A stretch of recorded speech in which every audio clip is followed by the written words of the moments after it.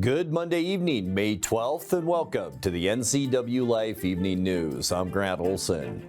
Here are a few of the stories we have coming up for you tonight. With 3 city council seats open for election, the city of Wenatchee will not see any contested races this year. A motorcyclist died Friday after colliding with a deer on Highway 20 near Ohme. Expect partly cloudy skies and windy conditions over the next couple of days. I'll have your full local weather forecast coming up.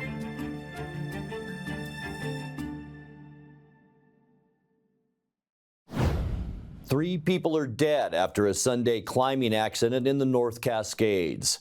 The Ohme County Sheriff's Office says 3 climbers from Renton were descending a steep gully about 11:30 a.m. when a repelling anchor apparently gave way, causing them to fall to their deaths. They were part of a 4-person group involved in the ascent on North Early Winter's Spire. It's one of a pair of popular climbing features about 16 miles west of Mazama. The 4th member of the team survived and contacted authorities. The names of those killed have not been released. The sheriff's officers partnered with the Ohme County Search and Rescue and the Snohomish County Sheriff's helicopter team to recover the bodies from the mountainside. With 3 city council seats open for election, the city of Wenatchee will not see any contested races this year. Incumbent council members Top Rojana Stian and Myra Navarro Gomez both filed to retain their seats but did not draw any challengers. With her announcement last week that she would not seek re-election, District 2 council member Chelsea Ewer left the seat available. Doug Miller, a frequent candidate for local office, became the only person to register a candidacy for that post. Cities with contested council elections in the Wenatchee Valley include East Wenatchee, Cashmere, Chelan, Leavenworth, Mansfield, and Bridgeport.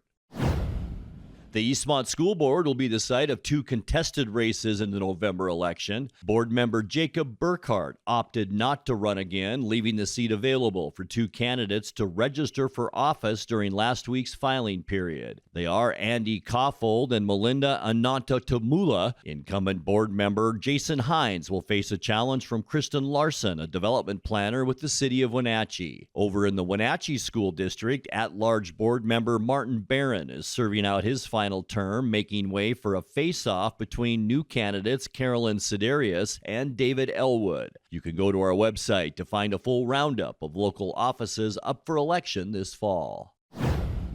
A longtime mayor and former legislative candidate is the new economic development director for Douglas County. Sue Ing Moody, who ran for Washington State Representative last year against Andrew Engel, accepted the post offered by Douglas County commissioners last month. She was the mayor of the Ohme County town of Twisp for 13 years, where she helped oversee major building and infrastructure projects. Until recently, Ing Moody was an outreach specialist for the Washington State Department of Commerce. One of her first assignments for Douglas County was to join commissioners on a junket to Washington, D.C. in late April. When we come back, state budget shortfalls, plus the Trump administration's move to defund library services across the nation has caused layoffs at Washington State Library. And Ohme Gardens, the 9-acre county park overlooking Wenatchee, has announced that it will begin hosting free story hour events coming up in June. I'm Grant Olson, and you're watching the NCWLIFE Evening News. At Abby's, toppings to the edge is a promise we've kept for 60 years and counting. We load our pizzas with fresh ingredients, quality meats, and real cheese, so every bite is legendary. If you can find a better pizza, buy it. Abby's, you just can't top it. Right now, every day is Taco Tuesday at Abby's. Our Taco Especial is on sale 7 days a week. This giant pizza serves up to 6 people and is at a very special price. Order at abbys.com. Give us a call or just drop by. We're family-owned Abby's, a legendary pizza tradition. Between juggling groceries, preparing meals, and lending a helping hand, you're a hero without a cape. But who's there to support you? Aging and Adult Care honors caregivers like you, the relatives, friends, and neighbors, helping loved ones remain safely at home. Aging and Adult Care offers chore services, respite, personal care, and more. Serving Chelan, Douglas, Grant, Lincoln, Adams, and Okanagan counties, call Aging and Adult Care at 1-800-572-4459 for caregiver support.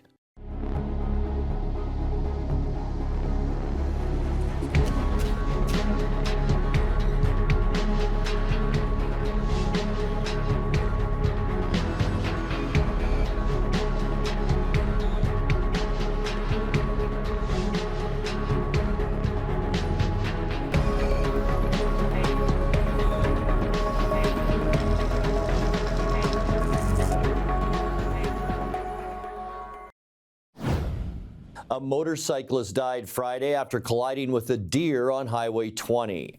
The Washington State Patrol says that at approximately 11:48 a.m., 70-year-old Stephen E. Zitting of Ohme was traveling eastbound near milepost 274 when a deer entered the lane. The motorcycle collided with the deer before coming to rest in the eastbound lane. Zitting was declared deceased at the scene. State budget shortfalls, plus the Trump administration's move to defund library services across the nation, has caused layoffs at Washington State Library. The agency says it delivered 47 warning notices to employees over the last 2 weeks, the first step in a layoff process. The first round of staffers could be terminated as early as June 30th. Secretary of State Steve Hobbs, whose office manages the library, says the state legislature passed the 2025-2027 operating budget without the $6.7 million requested to support library operations. One bill awaiting Governor Bob Ferguson's signature would raise court fees to help pay for libraries, but Hobbs says the funding gap will nearly eliminate Washington Central Library, as well as the state Talking Book and Braille Library, which assists the deaf and visually impaired. The annual Apple Valley Vinyl Record Expo will be returning to Wenatchee on May 17th at the IOOF Hall on Chelan Avenue. NCWLIFE's Wake Up Wenatchee Valley host Dan Kuntz recently spoke with Expo organizer Joel Myrene to get all the details on the upcoming event. So it's free to the public from 11 a.m. to 4 p.m. But really, I think the best option, and it's kind of the option that helps keep the Record Expo going, is the $5 early admission at 10 o'clock. So it gets you in the door at 10 a.m., best pick of all the records, and it's just best selection, and it helps support the expo and keep it going. We were in the building at 5 minutes after 10. Yeah. On last time you did this, so about a year ago, and there was already a couple hundred people there, upstairs and downstairs. Yeah. Just like that. I'm grateful that there's a good turnout for that early spot, and really, there'll be 30 vendors worth of records. So while there'll be a ton of people there, there's plenty of room, plenty of tables to go explore. So I like to keep it a lot of space between tables so people aren't squeezed next to each other. People come out of there pretty happy. I feel like it, and it's hard if you're a collector that's been collecting a long time, and you probably know this, you go somewhere to a record show and a lot of those records you already have or you've seen, and so if you've been collecting for a couple decades and you can find a handful of records, that's pretty great. And if you're new to it, it might be a little overwhelming with all the tables, but that's also why we like to limit it to about 30 tables of stuff. And a lot of the vendors, and I can tell you from this from personal experience, as will Joel Myrene, a great deal of them will specialize. They'll have like nothing but audiophile records from Analog Sounds and Mobile Fidelity Sound Lab. Others will have only first pressing records from like the 60s. Yep. And they're experts in this particular era of vinyl. Yeah. And you can talk to these people because they know what they're talking about.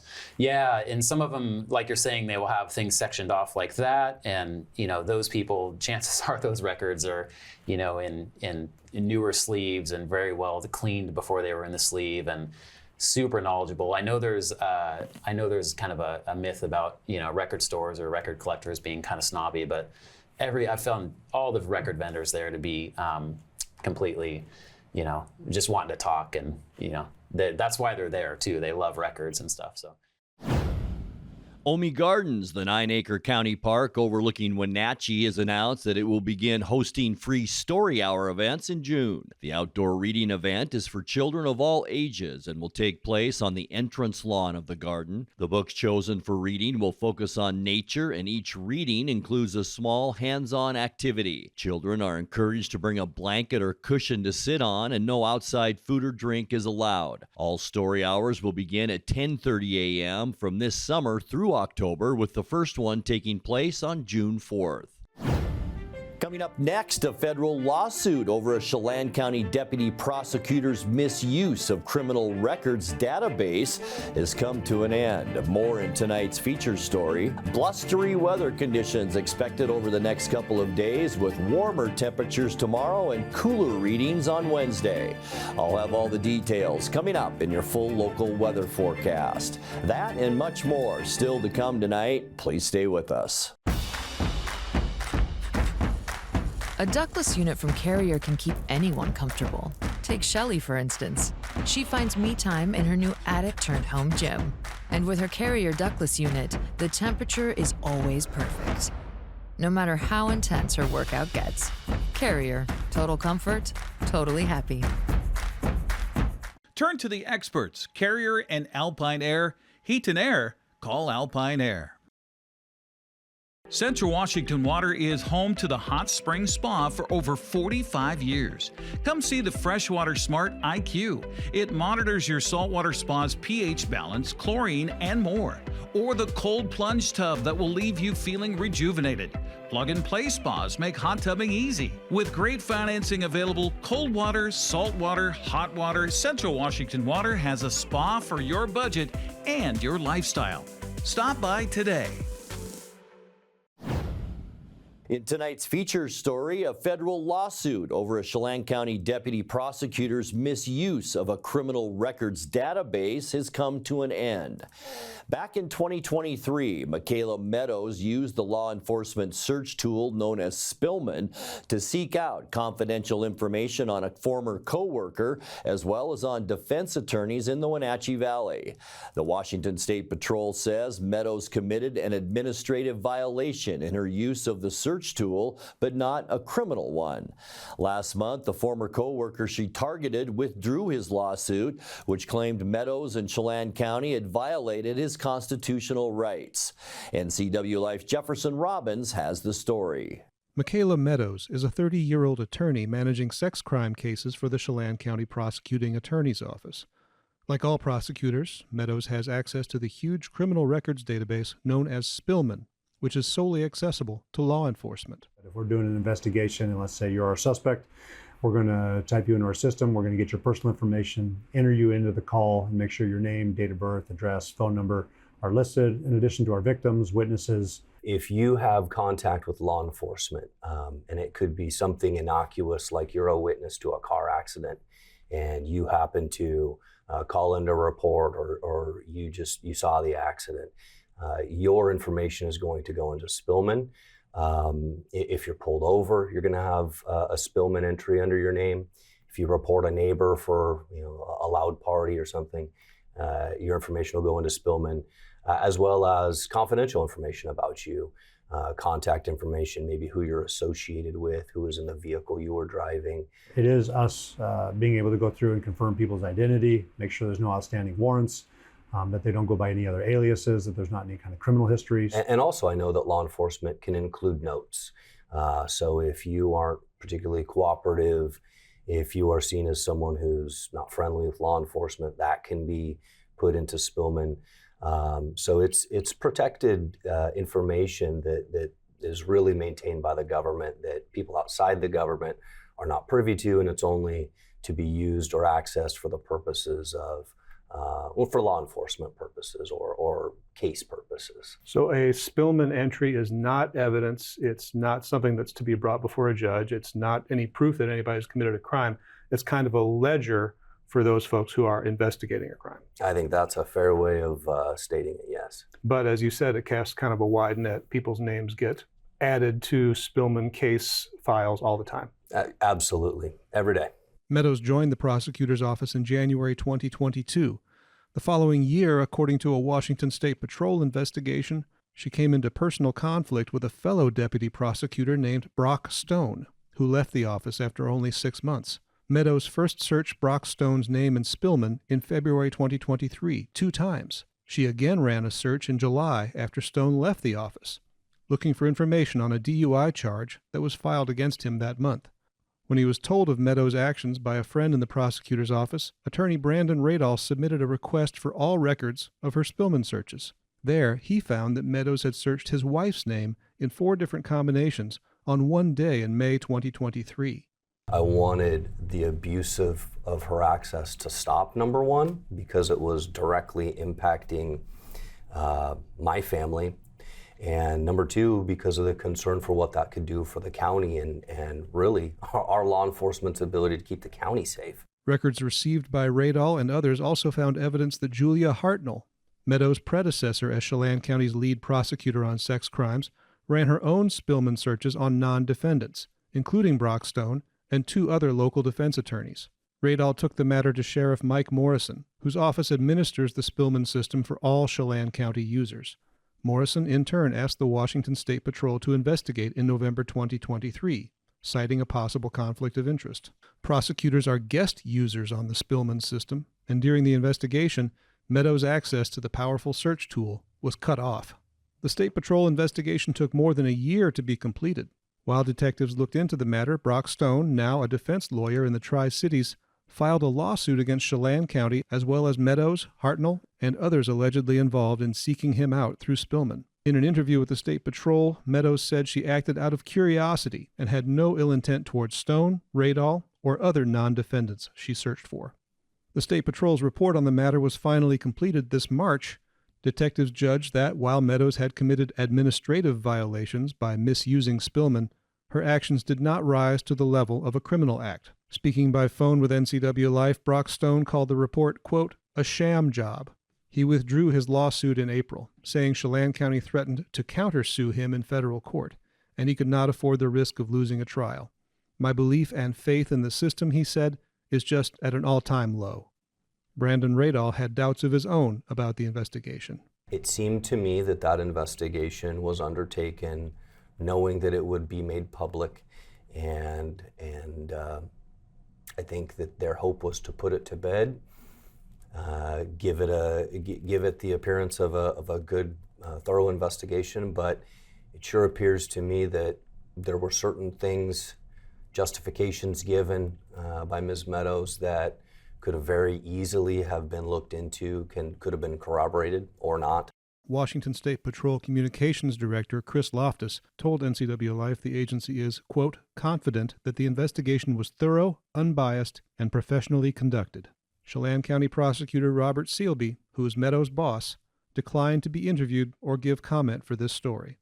Morrison says, as of the completion of the State Patrol investigation, Michaela Meadows' Spillman access has been restored. Jefferson Robbins, NCWLIFE. Time now to take a look at your North Central Washington weather forecast. Hope you all had a great Mother's Day weekend, especially moms on Sunday. Weather not terrible over the weekend, a little breezy both days, some showers. In fact, good showers up in Leavenworth yesterday. But all in all, not a terrible Mother's Day weekend. We had kind of the same weather type today.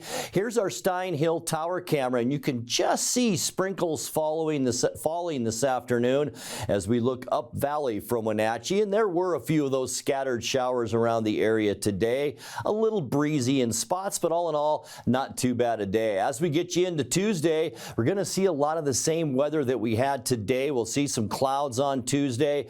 The good news, temperatures will climb a little bit on Tuesday before going back down as we get you into Wednesday. In fact, that Saturday, this is showing all the moisture possibilities we have throughout our forecast period. So a chance for showers Tuesday, and then another chance as we get into Saturday, and we'll talk about that coming up in a little bit. Unofficially today, high temperature slightly below normal at 68 degrees. Our normal now at 71. Our record high, a hot one for May 12th, 98 degrees, and that was set back in 1993. 45 our low this morning, a few degrees below our normal of 48, and our record low 32 set in 1985. Sunrise 5:27 now, and the sun sets almost at 8:30 at 8:28. All right, looking at those Tuesday temperatures, I mentioned it, a slight warm up tomorrow, 70s for Moses Lake and Ephrata, Quincy and Wenatchee, the warm spots tomorrow at 71 degrees. All of us pretty much in the upper 60s to near 70,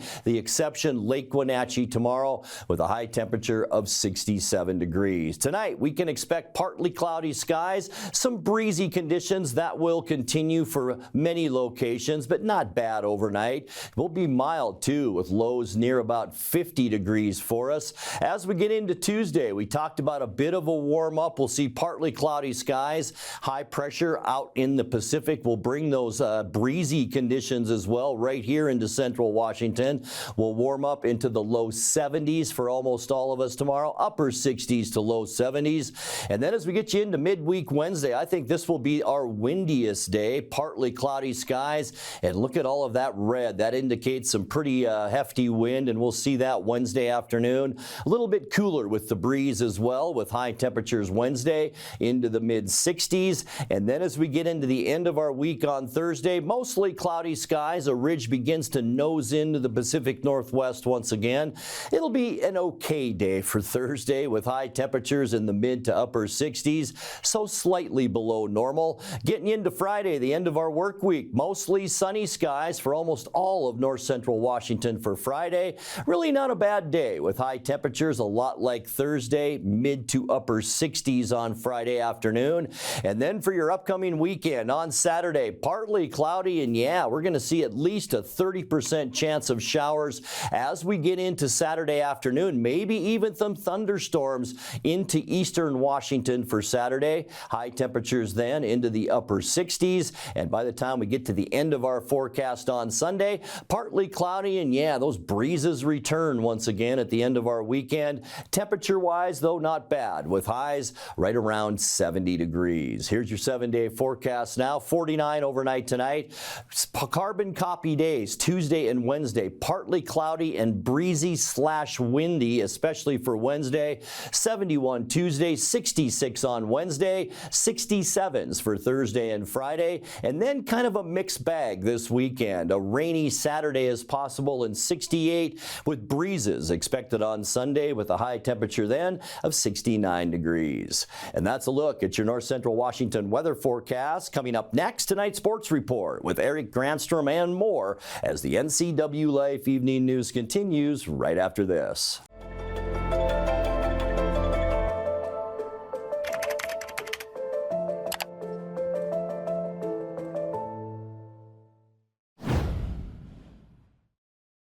And a good Monday to you. The Mariners' high-flying early season was shot down by Toronto over the weekend, with the Blue Jays winning all 3 games.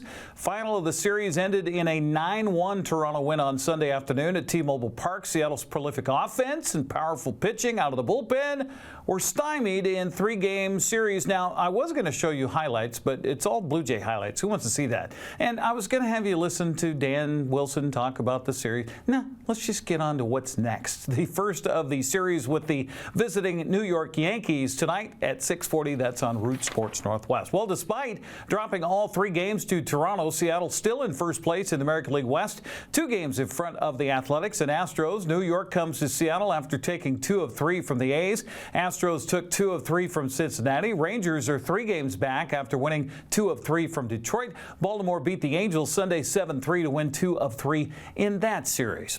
WNBA play Saturday. The Minnesota Lynx came out on top of the Chicago Sky 92-87 in her final preseason game. Haley Van Lith scored 8 points in 15 minutes of play and had 3 assists. Making her first basket of the game, and now Van Lith coming the other way. Haley Van Lith will pull it up off glass, gets 2.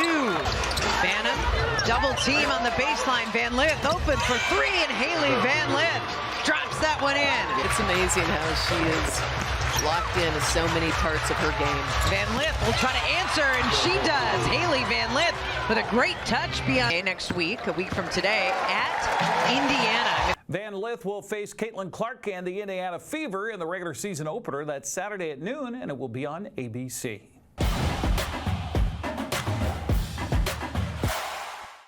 Wenatchee Bighorns return home Thursday after dropping 2 TBL games over the weekend. Vancouver scored a layup with a half-second left Friday to edge Wenatchee 124-123. Bighorns rolled to Seattle Saturday and fell to the Superhawks 137-119. NCWLIFE Channel will broadcast Thursday night's game against the Salem Capitals. Wenatchee Valley College, the location. Pregame on TV and the stream at 6:45 with Grant Olson on the play-by-play. Eastmont celebrated senior night with with a Big 9 soccer win over Moses Lake on Friday. The Wildcats scored 2 first-half goals and went on for a 4-1 victory. Sebastian Moraga and Matt Wiesen had the call on the NCWLIFE channel. The Wildcats, the throw-in by Cordero. Inside the box, the header over the head of Friday. The shot, all right off the line, and it goes in. Bit of a tricky bounce that time. And Mr. Adame has himself a goal, and Wildcats have the lead, 1-0. The header, oh my goodness, stopped in the line. Who's gonna tap it in? There's a shot, goal, goal, goal, goal, goal! With Saldivar opening the game up, right side, the touch, goal, goal, goal, goal, goal! Arreola shaking one off. Arreola, the touch, the shot. Oh my goodness! Oh my goodness! Much better, looks like, hopefully. That was the player that was injured. A quick run. Valencia, left for the touch. Valencia, no doubter! Arreola, because it's, and there's the whistle that tells us that this game goes into the books, with Eastmont having defeated Moses Lake by a score of 4-1. Coach, you are becoming the team nobody wants to face in the playoffs. You are peaking at just the right time. Yeah, absolutely, and the credit to the boys. You know, we did start with a really heavy schedule, and we were fighting in all of them, but we weren't getting results. And so sometimes our record maybe was indicating that we weren't competing, but we've been in every game, and right now we are competing and we're getting results. We're scoring multiple goals, so we are becoming a little bit dangerous. Other action Friday, Wenatchee concluded the season with a 1-0 win at Sunnyside. Saturday, the District 5 1A 2B playoffs. Highland, that is, shut out Cashmere 2-0. Cascade beat Connell 1-0. In District 5 2A playoff, Grandview beat Quincy 2-0. Big 9 District play-in games will be played tomorrow, with Eastmont hosting Eisenhower at 6 o'clock, while Moses Lake is visiting Sunnyside. Wenatchee hosts Davis in the district championship Thursday at 6, with the winners of tomorrow's play-in games facing off with the higher seed, the location. That'll be at 6 o'clock on Thursday. District 5 2A tournament resumes tomorrow, with Ellensburg facing Quincy in a loser-out game at 4 o'clock. Othello and Grandview play the district championship at 6:30. Next round of the District 5 1A 2B tournament is tomorrow, with Cashmere playing at Connell at 6, with both teams advancing to the crossover. Royal plays at Brewster at 6 o'clock. That'll be in the semifinals at 6. Well, retracing the prep baseball world from Friday, Lake Roosevelt edged Davenport 2-1. Brewster beat Tonasket 7-4 in the Central Washington 2B League tournament. Liberty Bell topped Okanagan 10-0. Eastmont and Moses Lake split a doubleheader, with the Wildcats taking the opener 9-1. Mavericks won the nightcap in 10 innings, 8-6. The final. West Valley swept Wenatchee 5-2 and 11-4. The Rams host Moses Lake Friday at 5 o'clock for the district championship. Wenatchee will host Sunnyside in a play-in game tomorrow at 5, while Eastmont is hosting Eisenhower, also in a play-in game. Moses Lake wrapped up the regular season Big 9 fast pitch softball title Friday with a split against Eastmont, winning the opener 9-6. The Wildcats took the nightcap by a final of 13-3. Eastmont is the number 2 seed. West Valley swept Wenatchee Friday 12-3 and 14-3. So the Rams take the number 3 seed. Wenatchee is the 4th seed and will host Eisenhower in a play-in game tomorrow at 5. Moses Lake hosts Eastmont for the district championship Thursday at 5 o'clock. Saturday's playoff games saw Tonasket and Lake Roosevelt advance in the Central Washington 2B League tournament. The Tigers beat Brewster 18-3, while the Raiders downed Okanagan 15-5. Ephrata put Prosser out of the District 5 2A playoffs with a 15-5 victory. Othello ended Ellensburg's season 12-2. East Valley advanced to the championship with a 9-8 win over Othello and will play Sela, who beat Ephrata 5-3. At the District 5 1A tournament to Gateway Park in Yakima, Chelan beat Cashmere 7-6. Goats will then fell to Royal 18-3. Royal advanced to face Chelan with a forfeit win over Ohme. Cashmere also advanced with a forfeit win over Ohme. Pioneers couldn't field enough eligible players to make that compete on Saturday. That's a mouthful, and that's sports. Have a happy Monday. And that will do it for our newscast tonight. For more news from around North Central Washington, you can find us at NCWLIFE.com, on our social media channels, or on our mobile app for iPhone and Android. And remember, if you see news happening, we'd like to hear from you. Email us at news@ncwlife.com or give us a call at 888-6295. I'm Grant Olson. Thanks so much for being with us, and have a great night.